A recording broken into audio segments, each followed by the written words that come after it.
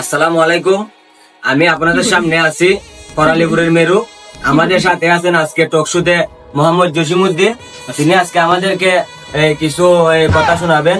আমাদের চেয়ারম্যান সাহেব দুনিয়াকালী একটা রাস্তা করেছিলেন, রাস্তার পার্শ্ববর্তী একটা খাল আছে। এই খালে মাছগুলা কিন্তু এখন কিন্তু মাছগুলা ঘুমাইতে পারে না, ঠিক আছে।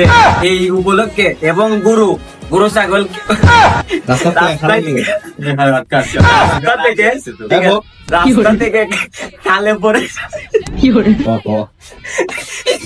আপনারা কেউ মাইন্ড করবেন না, ঠিক আছে। গরুগুলা রাস্তা থেকে কালে পড়ে যায়, এই উপলক্ষে কিছু বিশ্লেষণ করবেন।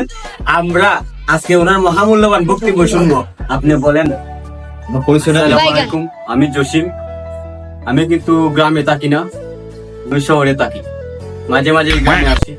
এই গ্রামে বিভিন্ন সমস্যা নিয়ে আমি কথা বলি। এই যে